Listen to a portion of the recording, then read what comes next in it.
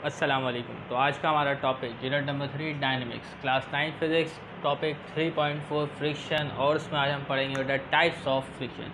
ये फ्रिक्शन की कितने एग्जाम हैं, तो फ्रिक्शंस क्या है आप इसके बारे में जानते होंगे। अगर नहीं जानते तो पिछली वीडियो को ज़रूर देखें। तो यहाँ पर फ्रिक्शन को ज़्यादा लंबा डिस्कस नहीं करेंगे, तो सिर्फ टाइप्स ऑफ फ्रिक्शन को देखेंगे। तो आपके बुक में जो फ्रिक्शन की जो टाइप्स लिखी गई हैं वो 4 टाइप्स लिखी गई। पहला है स्टैटिक फ्रिक्शन, दूसरा है काइनेटिक फ्रिक्शन, तीसरा है स्लाइडिंग फ्रिक्शन और चौथा है रोलिंग फ्रिक्शन।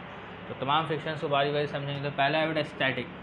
तो स्टैटिक के मायने क्या होता है बेटा? रेस्ट। क्या होता है बेटा? रेस्ट। जब कोई बॉडी हालत सुकून में उसको बोलते हैं वो स्टैटिक है, ठीक है। तो स्टैटिक फ्रिक्शन कब होगा? जब कोई बॉडी कैसे मौजूद होगी बेटा? हालत सुकून में मौजूद होगी, तो उसमें क्या मौजूद होगा बेटा? स्टैटिक फ्रिक्शन मौजूद होगा, ठीक है। तो आइए देखिएगा ज़रा। It is the force. तो स्टैटिक फ्रिक्शन में क्या है बेटा? फोर्स है। फ्रिक्शनल फोर्स है, या फ्रिक्शन क्या है बेटा? Frictional force. तो फ्रिक्शन भी एक किस्म की एक फोर्स है। तो it is a force acting on object, ठीक है। तो स्टैटिक फ्रिक्शन क्या है बेटा? एक फोर्स है जो ऑब्जेक्ट के ऊपर एक्ट कर रही है एट रेस्ट। जब ऑब्जेक्ट क्या है बेटा? रेस्ट पर मौजूद है, हालत सुकून में मौजूद है। तो जब कोई ऑब्जेक्ट हालत सुकून में मौजूद हो तभी स्टैटिक फ्रिक्शन एक्ट कर रही होगी, ठीक है। अब उसके बाद जब एक्ट करेगी क्या करेगी? That resist its ability to start moving. और स्टैटिक फ्रिक्शन जो है वो रेजिस्ट करेगी कि ये जो है स्टार्ट ना हो, हरकत करना स्टार्ट ना हो, अपनी पोजीशन तब्दील ना करे। तो that resist its ability to start moving, और इसको मूव होने से रोकेगा। लेकिन किस हद तक रोकेगा? अगर अप्लाइड फोर्स, ठीक है, स्टैटिक फ्रिक्शन से ज़्यादा हो जाए, अगर अप्लाइड फोर्स स्टैटिक फ्रिक्शन से ज़्यादा हो जाए तो ये बॉडी क्या है, बॉक्स क्या है, ब्लॉक क्या है, मूव करने लगेगा। क्लियर है। इसके अलावा the maximum static friction is known as limiting friction. तो मैक्सिमम स्टैटिक फ्रिक्शन जो होता है वो क्या, उसको क्या कहते हैं बेटा? लिमिटिंग फ्रिक्शन कहते हैं। जो फ्रिक्शन की एक आखिरी हद होती है सरफेस और बॉडी के दरमियान, सरफेस और किसी भी ऑब्जेक्ट के दरमियान, तो उसको क्या कहते हैं बेटा? लिमिटिंग फ्रिक्शन कहते हैं, ठीक है। सोचिए अभी मौजूद है, अभी इसके ऊपर कोई फ्रिक्शन नहीं है, ठीक है। जैसे जैसे आप इसके ऊपर फोर्स लगाते जाएंगे, फोर्स बढ़ाते जाएंगे, जैसे 1 2 3 4 5 6 न्यूटन, जैसे जैसे फोर्स बढ़ाते जाएंगे वैसे वैसे इसमें जो स्टैटिक फ्रिक्शन है उसमें इजाफा होता जाएगा। उसमें क्या होता जाएगा बेटा? इजाफा होता जाएगा, ठीक है। और एक वक्त आएगा कि आपके अप्लाइड फोर्स क्या है बेटा? जो आपके अप्लाइड फोर्स जो है वो क्या है बेटा? स्टैटिक फ्रिक्शन की लिमिट को क्रॉस कर देगी, ठीक है। जो आखिरी फ्रिक्शन की हद होगी उसको क्रॉस कर देगी और अप्लाइड फोर्स ज़्यादा हो जाएगी तो आप आगे निकल जाएंगे। तो इसकी मिसाल ऐसे ही है कि दो लोग आपस में एक दूसरे को क्या कर रहे? धक्का दे रहे, नहीं, रस्सा कशी खेल रहे, रस्सा कशी, ठीक है। तो रस्सा कशी खेल रहे, ठीक है ना। ये इस तरफ खींच रहा है और एक इस तरफ खींच रहा है। तो जिस तरफ अप्लाइड फोर्स ज़्यादा हो जाएगी, जिस तरफ अप्लाइड फोर्स क्या हो जाएगी बेटा? ज़्यादा हो जाएगी, तो लोग सारे उधर ही चले जाएंगे। तो इधर भी ऐसा ही है। अगर अप्लाइड फोर्स ज़्यादा हो जाए, ठीक है, तो बॉडी उस तरफ चले आएगी, तो फ्रिक्शन क्या होगा बेटा? ख़त्म हो जाएगा, कम हो जाएगा। फ्रिक्शन क्या हो जाएगा बेटा? आपके पास कम हो जाएगा और बॉडी मूव करने लग जाएगी। यानी कि इसको आम जबान कहेंगे स्टैटिक फ्रिक्शन ओवरकम हो जाएगा, ठीक है। क्लियर है। तो देखो डेफिनेशन को दोबारा पढ़ देते हैं। It is force acting on an object at rest that resists its ability to start moving. The maximum static friction is known as limiting friction. तो static friction की यूनिट भी क्या होती है बेटा? फ्रिक्शन की यूनिट भी न्यूटन में ही होती है, ठीक है। तो जैसे जैसे आप अप्लाइड फोर्स बढ़ाते जाएंगे वैसे वैसे फ्रिक्शन में इजाफा होता जाएगा। लेकिन एक वक्त ऐसा आएगा कि अप्लाइड फोर्स स्टैटिक फ्रिक्शन से ज़्यादा हो जाएगी और बॉडी मूव करेगी, क्योंकि जो आपके पास स्टैटिक फ्रिक्शन है इसकी भी एक आखिरी हद है। जो मैक्सिमम वैल्यू होती है स्टैटिक फ्रिक्शन की उसको कहते हैं लिमिटिंग फ्रिक्शन। अगर आपको लिमिटिंग फ्रिक्शन समझ में नहीं आया तो पुरानी वीडियो को ज़रूर देखें, ठीक है। इससे पिछली वाली वीडियो को प्लेलिस्ट में जाकर, तब ये बातें आपको समझ में आएंगी। इसके अलावा बेटा है काइनेटिक फ्रिक्शन, ठीक है। स्टैटिक में क्या था बेटा? बॉडी रेस्ट पे थी। काइनेटिक में क्या होगा बेटा? बॉडी जो है हरकत में होगी। बॉडी किस में होगी? हरकत में, ठीक है।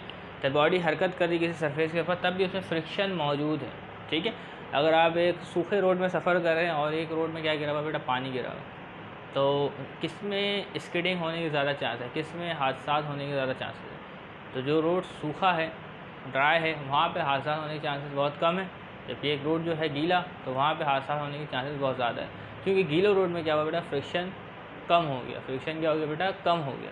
तो बॉडी हरकत तो कर रही है, फ्रिक्शन मौजूद है, लेकिन फ्रिक्शन क्या हो गया बेटा? कम हो गया, ठीक है। अब जो सूखा रोड है उसमें गाड़ी हरकत कर रही है, तो टायर और रोड के दरमियान फ्रिक्शन तो मौजूद है लेकिन ज़्यादा है, तो गाड़ी क्या है? फिसलती नहीं है। जबकि वेट रोड पे गाड़ी फिसल जाती है, ठीक है। तो kinetic friction, it is the force that resist the motion of a moving object. तो काइनेटिक फ्रिक्शन तब मौजूद होगी जब कोई ऑब्जेक्ट जो है किसी सरफेस के ऊपर मूव कर रहा होगा और वो रेजिस्ट करेगी कि उसकी मोशन क्या है? रुक जाए, तो इसकी आम सी मिसाल है, आप गाड़ी चलाएं और फिर अचानक क्या करें, उसको ऑफ़ कर दें, थोड़ी देर बाद वो साइकिल हो, बाइक हो या कार हो, आगे जाके वो रुक जाएगी। क्यों? क्योंकि फ्रिक्शन की वजह से टायर और सरफेस के दरमियान, रोड के दरमियान एक फ्रिक्शन मौजूद है। ठीक है, तो वो होगा बेटा काइनेटिक फ्रिक्शन, क्योंकि जब गाड़ी मूव कर रही होगी तो काइनेटिक फ्रिक्शन मौजूद होगी। क्लियर है?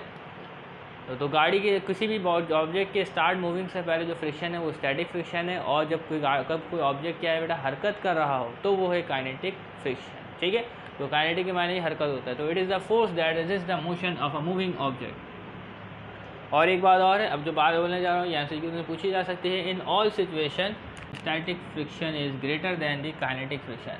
तो स्टैटिक फ्रिक्शन जो है वो उसकी वैल्यू बड़ी होती है काइनेटिक फ्रिक्शन से। ठीक है, जब आप इसका फोर्स अप्लाई कर रहे हैं, ठीक है, ओके कर रहे हैं, ये बॉडी मूव नहीं हो रही क्योंकि फ्रिक्शन मौजूद है, आपने स्टैटिक लिमिटिंग फ्रिक्शन को ओवरकम नहीं किया, उससे ज़्यादा फोर्स अप्लाई नहीं किया।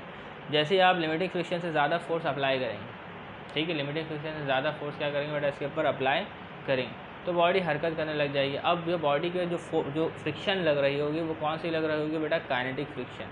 और जब उसको चेक किया गया, ठीक है, तो काइनेटिक फ्रिक्शन की वैल्यू स्टैटिक फ्रिक्शन से कम आ रही है। ठीक है, तो इस वजह से इसको कहा जा रहा है कि बेटा static friction is greater than the kinetic friction. बात समझ में आ रही है आपको? क्लियर है? तो आगे देखिएगा हमारे पास अगला है स्लाइडिंग फ्रिक्शन। तो स्लाइडिंग फ्रिक्शन क्या होगा बेटा, कोई बॉडी स्लाइड करेगी।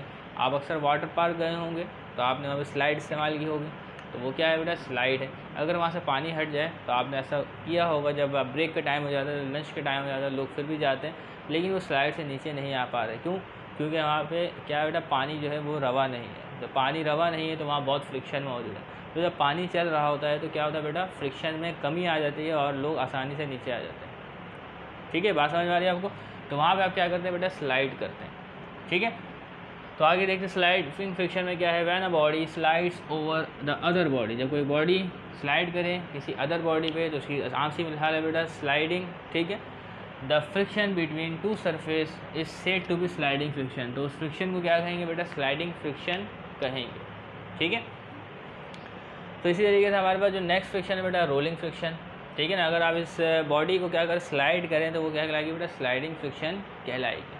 ठीक है, और इसके अलावा है स्लाइडिंग फ्रिक्शन कहलाई। क्यों? क्योंकि भाई जब ये इसके ऊपर स्लाइड करी तो इसका जो सरफेस है वो इसके सरफेस के साथ लगा हुआ है, दोनों सरफेस आपस में टच है, तो उसमें भी तो एक फ्रिक्शन मौजूद होगी। तो वो कौन सी फ्रिक्शन होगी बेटा स्लाइडिंग फ्रिक्शन मौजूद होगी। अब इसी तरीके से रोलिंग फ्रिक्शन है, तो स्लाइडिंग और रोलिंग का आपस में ताल्लुक है, इसको समझना पड़ेगा हमें। स्लाइडिंग आपको समझ में आ गई, और स्लाइडिंग में देखिए सरफेस ज़्यादा टच हो रहा है, ये बात याद रखिएगा। ठीक है, रोलिंग में सरफेस जो है, ठीक है, पॉइंट ऑफ कॉन्टैक्ट कम होगा, पॉइंट ऑफ कॉन्टैक्ट कम होगा।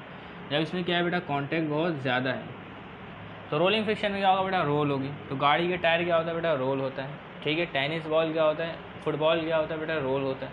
ठीक है ना, तो आइए देखिए पंखा जो है हमारे पास है वो भी क्या होता है बेटा रोल होता है। तो आइए देखिए, तो rolling friction when a body moves on a wheel.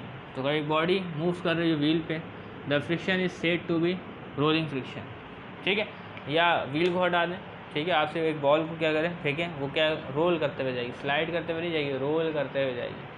ठीक है ना, बात समझ में आ रही?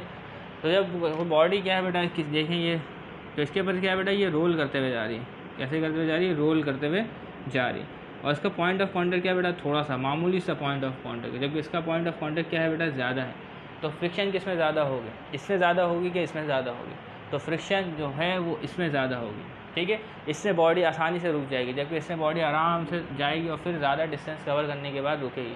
अगर दोनों पे आप सेम फोर्स अप्लाई करते हैं, तो अगर इससे 5 न्यूटन लगाते हैं, इससे 5 न्यूटन लगाते हैं, तो ज़्यादा डिस्टेंस कौन कवर करेगा? ये कि ये? ठीक है, ये ज़्यादा डिस्टेंस कवर करेगा और ये कम डिस्टेंस, क्योंकि इसमें फ्रिक्शन ज़्यादा है, पॉइंट ऑफ कॉन्टैक्ट एरिया ज़्यादा है, इसमें कॉन्टैक्ट एरिया कम है।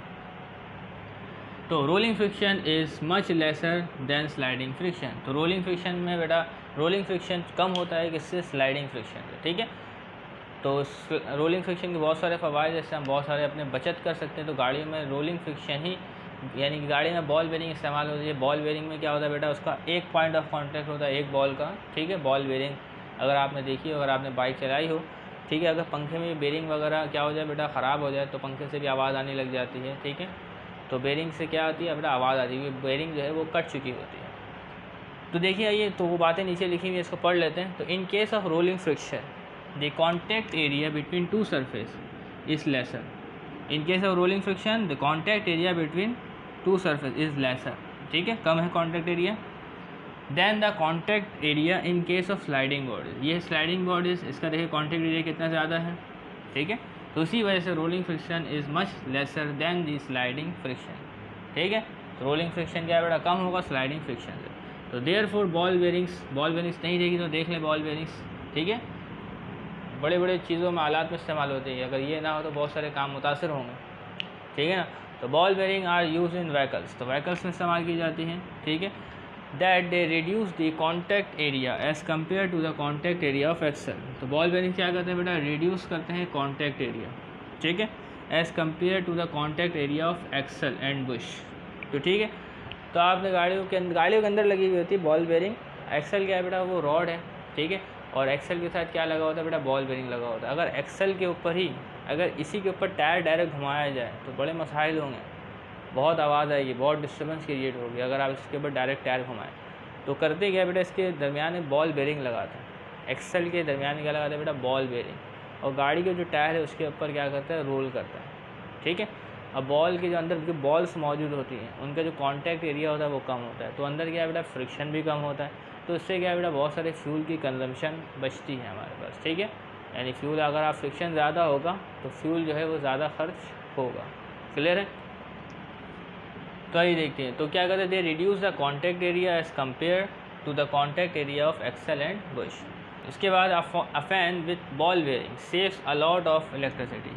तो अगर फ़ैन में जो बॉल बेरिंग्स मौजूद हैं तो उसकी वजह से इलेक्ट्रिसिटी में काफ़ी बचत होती है। अगर वो बॉल बेरिंग्स ना हो तो बहुत नुकसान होगा, ठीक है, और बहुत खर्च होगा, ठीक है। तो उम्मीद करते हैं ये तमाम बातें आपको समझ में आ गई होंगी। तो मिलते हैं नेक्स्ट वीडियो में जिसमें advantages of friction, disadvantages and methods to reduce friction को डिस्कस करेंगे। तब तक के लिए इजाज़त दीजिएगा, चैनल को सब्सक्राइब कीजिएगा। अल्लाह हाफिज़।